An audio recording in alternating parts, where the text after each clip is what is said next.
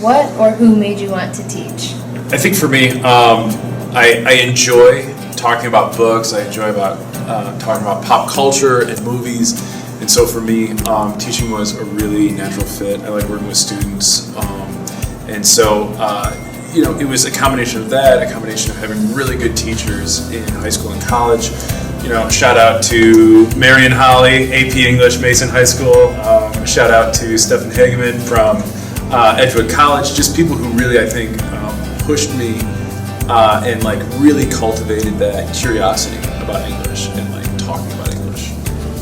So do you enjoy English? That's your favorite subject? Absolutely. It was my strong suit in high school. I'm terrible at math. I think I've told the story about second and sixth hour about failing the math tests. I think it's so interesting to me how language is crafted and how people learn to communicate such complicated ideas in poetic ways. If you weren't a teacher, what would your profession be? I play music on the side.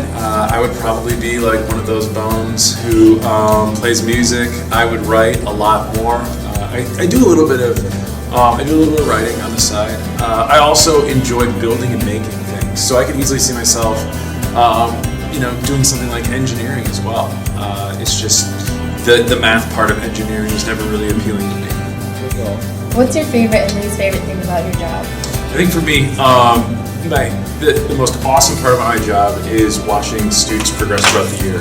The last 9 weeks of the school year are easily my favorite. I know that for some teachers, it's a totally insane time where the students are starting to get antsy. But for me, by that time of the year, we've already done all the groundwork. And so to watch students really take off in those last 9 weeks is really awesome. Again, the progress that somebody makes from September to June is really exciting. The thing I don't like, or the thing that is probably the most frustrating aspect of my job, is that normally we as teachers are sometimes subjected to standards created by people who are far removed from the classroom. And I would maybe point to some of the decisions that are made on a national and a state level that influence our curriculum.